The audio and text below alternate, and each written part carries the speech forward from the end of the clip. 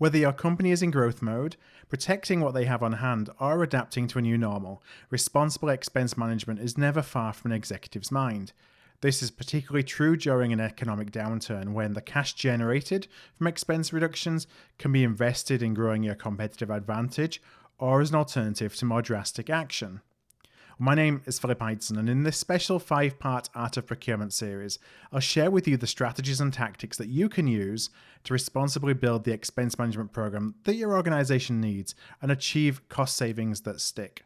We'll consider how to build an expense management program, pitfalls to avoid, and the 24 different expense reduction tactics that you can use along the way.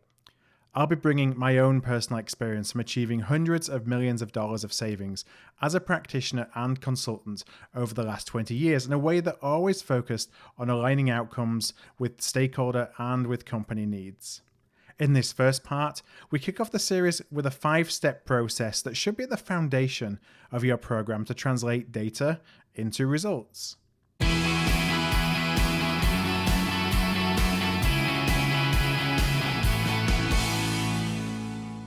The most successful expense management programs are managed on a programmatic basis. So what do I mean by that? Well, 2 things really. First, when expense management and cost savings are a day-to-day kind of seat at the table requirement for a procurement team. So where you just need to continue to keep churning the savings, and it's really your table stakes within the organization. So under those circumstances, structure is often forgotten as you're doing the day-to-day blocking and tackling.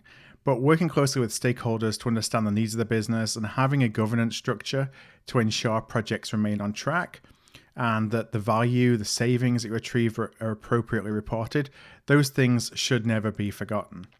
But secondly, I want to talk about when you have a big burning platform. So your organization may have just launched a big program to save $100 million. It could be $50 million. It could be $500 million. Obviously, it depends on the size of your organization. But there's some big burning platform to save a set amount of money over the next 12 months or 24 months or 36 months. And it is across the entire business. So third-party spend just becomes a part of this. It's usually in response to some tough times or a need to reinvest money elsewhere in the business. So this plan has probably already been committed to your shareholders or your investors. So the question isn't, can we save this money, but where is this money going to come from? And so in that case, a programmatic approach is even more important. So execs need to be constantly updated on progress. They must have confidence in your plan. And you have to be able to show that you're going to deliver and how you're going to deliver and what the roadmap looks like for you to deliver. The delivery on the other side is actually going to require a lot more active communication and change management with your stakeholders to change their spending habits and culture, because these programs are typically not opportunistic, where it's a kind of a phrase I'm not a big fan of, but we hear it all the time, low-hanging fruit. This isn't necessarily about picking the low-hanging fruit. This is around changing behaviors.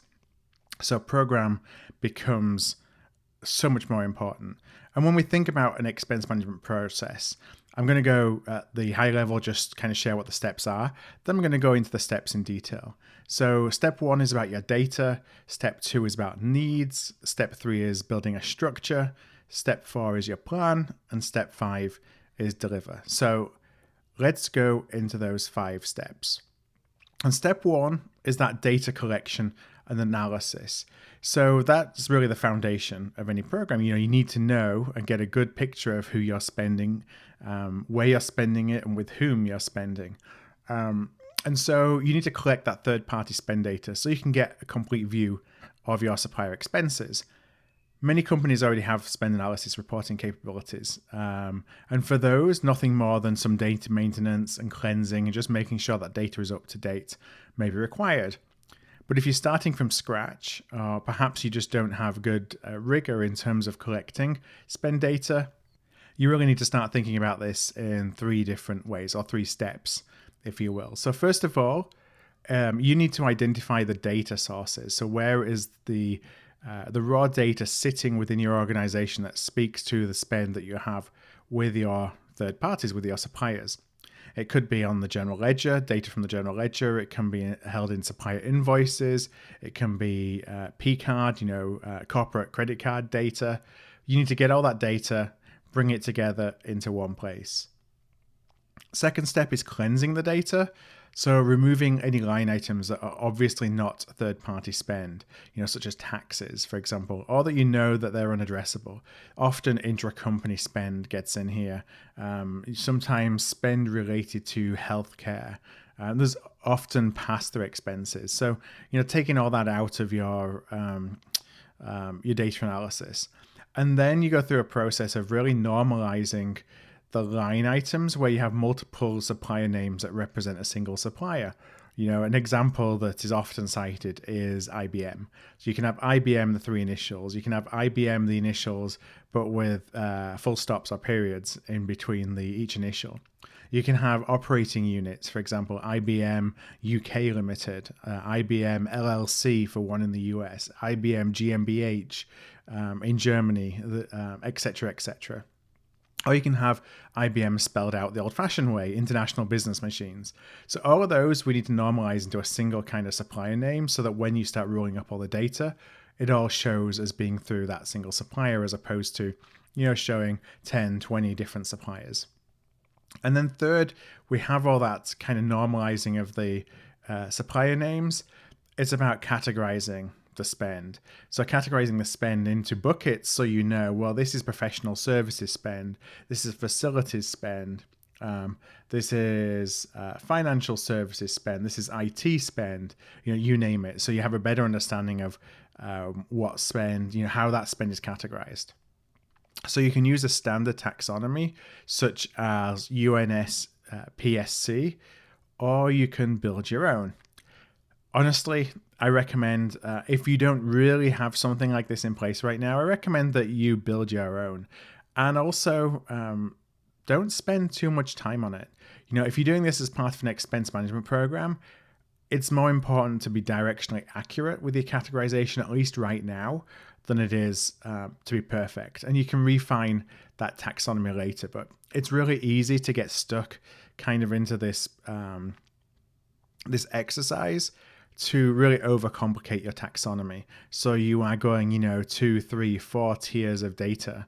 And yes, that will help you further down the line in terms of having much more detailed categorization, if you will. But right now we're at a step where we need to quickly figure out what the opportunities are. So I would leave that to wait till later.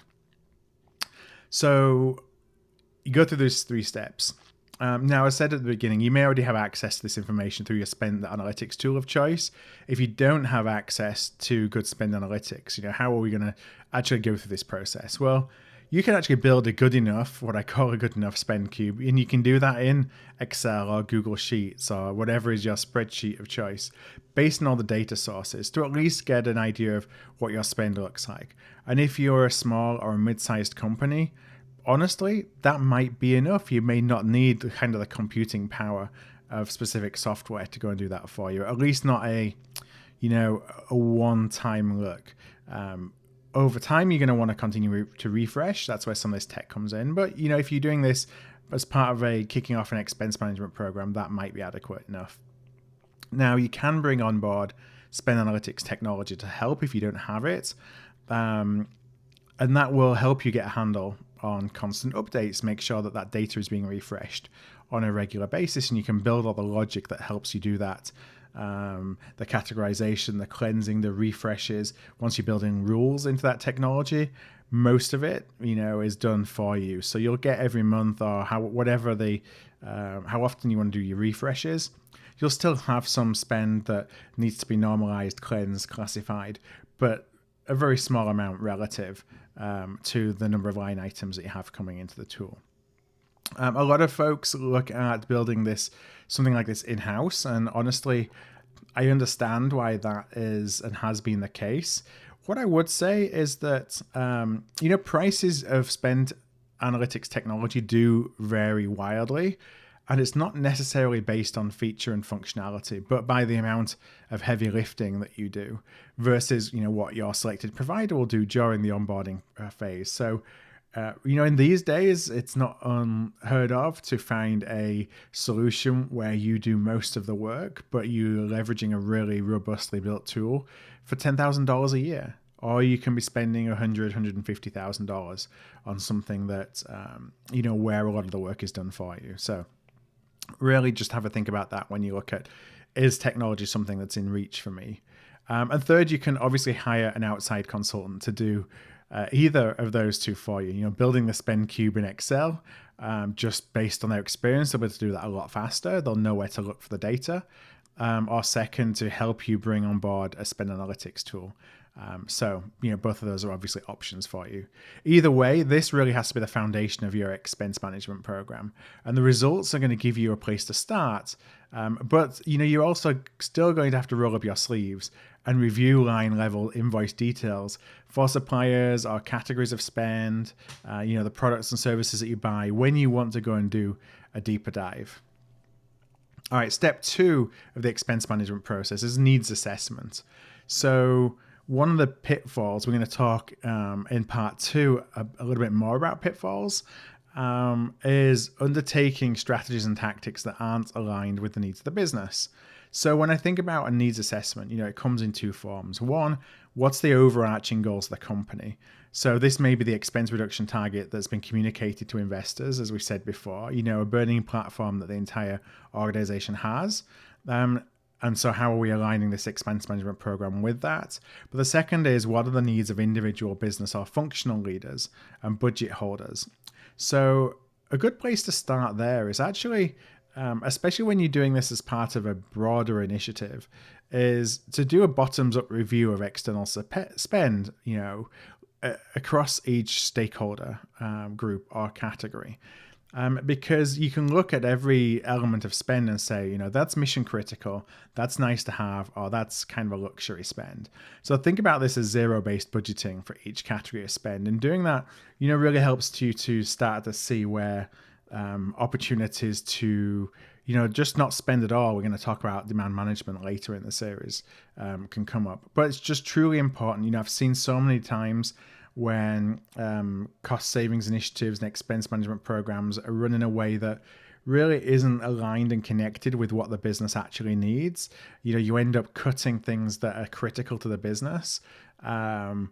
It leads to difficulties, one in the perception of the role that you're playing as procurement, therefore your ability to have an even deeper impact. And 2, on the ability of the business to actually do what they need to do to operate. So those things really important. So step 2, understand the true needs of the business and the true needs of your stakeholders. Step 3 is building a structure.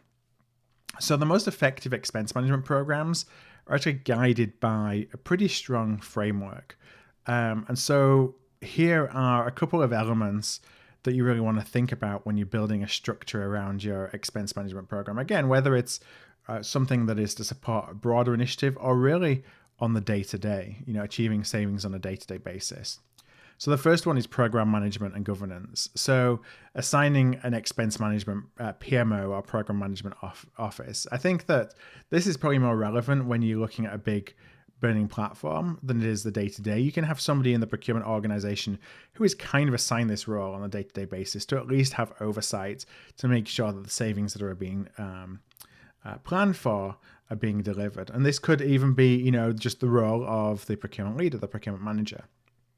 In smaller organizations, this may be a partial resource, but in larger ones, there actually may be, you may have the ability, the bandwidth, the ROI to dedicate a specific role, a program manager, and bringing in additional specialists from finance, from communications, from change management to help drive the program management. This person is responsible for overseeing progress against goals, liaising between departments, and leading program governance. Second part of structure is a project intake and a triage process. So one of the biggest challenges that a procurement team faces during an enterprise-wide expense reduction program is bandwidth. I think there's many ways to address this, and is probably the topic of future podcasts around how, as procurement teams, we can get more with less. But a good foundational block that's relatively easy to put in place is a project intake process. So it's key that all the projects and any potential projects are managed through a single process, starting with a project intake or the triage desk. Some organizations call it different things.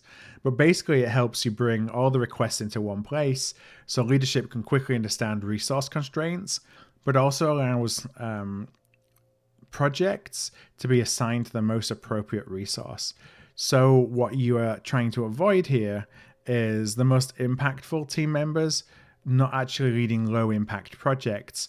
Because honestly, especially when we're in this mode of building a bit stronger business partnerships, it's really hard to say no to a project, even if it may be one that, from an organizational perspective, it makes more sense for somebody else on the team to actually do. So that project intake and triage process really takes the decision out of their hands and also begins the process of understanding the projects and the projects that you have in flight and kind of tracking those from inception through to delivery.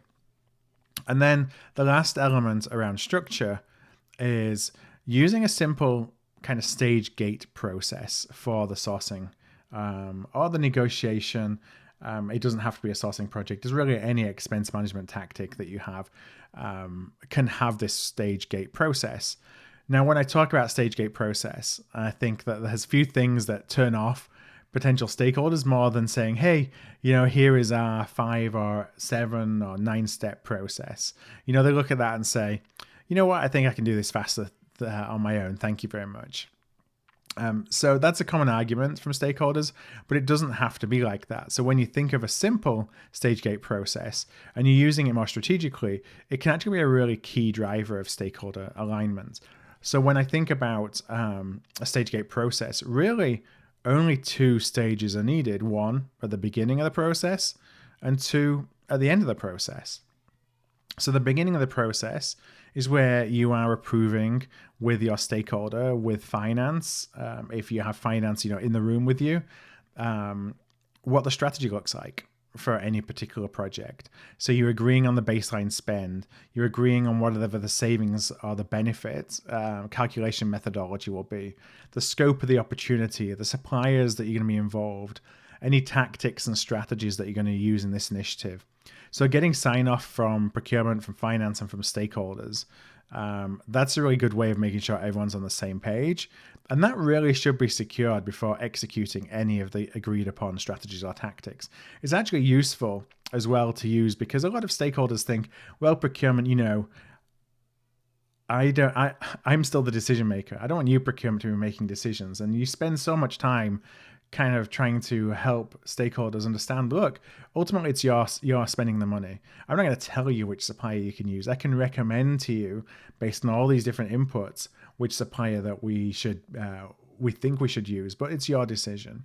So doing something like this helps them recognize that, the decision isn't going to be taken out of their hands.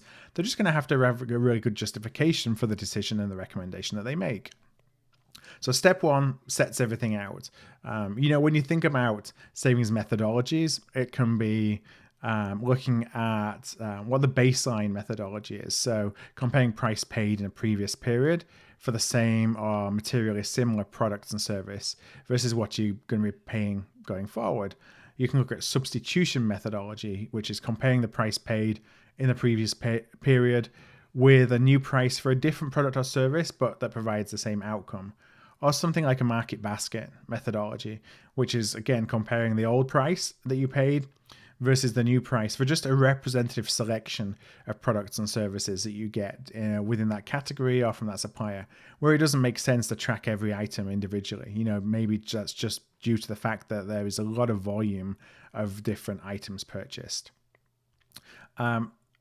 Briefly going on a tangent, part of this debate that happens is whether we should count cost avoidance towards a cost savings target. And honestly, I think that the rationale for cost avoidance is a really strong one.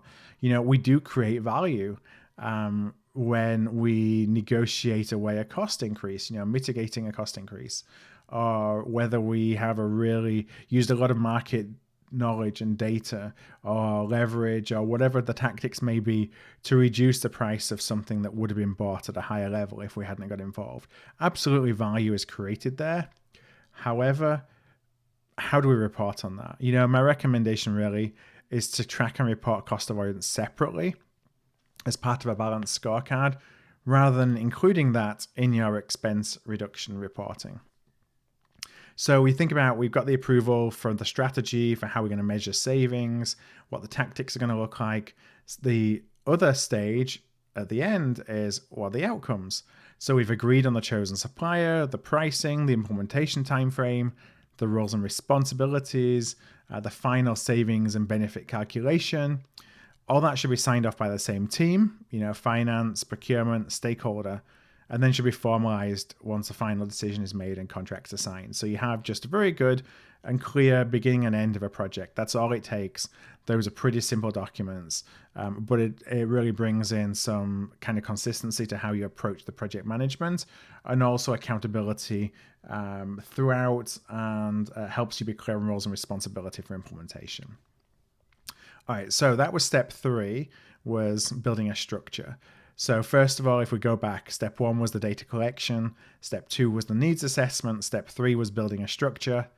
So step 4 is then building your wave plan. So a wave plan is a prioritization, basically, of the initiatives that you've identified through an analysis of your spend. So factors that you would take into account when building a wave plan will include specific needs of the company, as we talked about before, we understood in that step 2, and the urgency behind those needs of the individual stakeholders that we talked about, the complexity and the time to value of each initiative. There may be some that just have a longer time frame and we need cost savings now. So do we prioritize the ones where we're going to get some quick cost savings, or there's a potential for quick cost savings, versus those projects that are a little bit more complex? The strategic importance of the product or service. So it may be something where the pricing of that product or service is fundamental to our ability to be flexible and agile in the marketplace. Or it could be that that is a really important product or service and we don't want to upset the apple cart right now. So that may impact the timing of when you actually go and put that into your wave plan. We want to look at the micro market conditions of the product or service. So are there some things that you buy that are just ripe for, an opportunity because market conditions have changed? You want to look at the time since you last sourced or reviewed the spend with a particular supplier or in a particular category, because it may be something that you've just kind of accepted the 3% year-on-year cost increases over time and not really looked at it. And there may be some money that you can take off the table fairly quickly in those circumstances. You want to look at contract expiration dates. So what's coming up in the next 6-12 months for expiration versus what's not. The bandwidth of your stakeholder team and procurement resources. It's one thing to go through this whole process and identify 20 projects in one particular category area that have quick hit opportunity. But the reality is, your stakeholder isn't going to be able to support that from a bandwidth, and you probably aren't as a procurement team either. So again, select what is most important now and perhaps schedule some of those for later in the day, further on in your wave plan, like a wave 2 or a wave 3. And then the last really consideration of your wave plan is what executive support do you have for expense management for each area of spend. So you may have an area, and this is more the case when you're doing this as a day-to-day versus a part of a burning platform, but it often does still come into play when you're working under a burning platform, is you'll have closer relationships, more trusted relationships with certain stakeholders than others. Do you want to just consider that in your wave plan? So you're working with those that are already advocates to get quick wins, and then you can use those quick wins as a to break down some of the barriers that may exist for those who are a little bit less receptive to working with you. And it maybe makes their position of doing that a little bit more untenable because you're showing such benefits in other areas. So that's really what I would consider when I'm putting together my wave plans. That's what are the needs of the company, needs of the stakeholders, the complexity and time to value of the initiatives, the strategic importance of what you're buying, the market conditions for the products and services, the time since you last sourced or reviewed the spend, contract expiration dates, the bandwidth that you have or your stakeholder group has, and what exec support do you have under each category. Now, the last point to say on that, this wave plan It's not a procurement wave plan. It must be signed off by other executive leaders. The exact leaders are going to be dependent upon the governance framework that you have in place, but at minimum, it should be agreed by the functional leaders and budget owners impacted. Even better is when it's approved by executive management, such as a CFO, COO, or CEO, and in the case of broad expense management programs, the executive program leader, because everyone really needs to be aligned that this is the plan. This is how we're going to approach this. This is what our roadmap looks like. And then step 5. Well, step 5, it's time to deliver. We're not really going to talk about that much in this podcast because we're going to talk about that a lot more in part 2 of the special series. But step 5 is really, you've got your wave plan. Now we need to go and execute your expense management tactics at the category level. So tune in tomorrow for part 2 of the special series. That's all for today. Our special series is expense management, achieving cost savings that stick. And we're going to start talking actually tomorrow about some of the pitfalls to avoid before parts 3 through 5 later in the week, which are going to be looking at specific tactics. So thanks for joining me today, and I'll be back with you tomorrow. Thanks for listening to this Art of Procurement special series. For more information and for templates and cheat sheets that you can use to help drive savings that stick, we've created a free-to-access expense management hub that is powered by AOP Mastermind. For more information about the Expense Management Hub, go to artofprocurement.com/expense hub. That's artofprocurement.com/expense hub.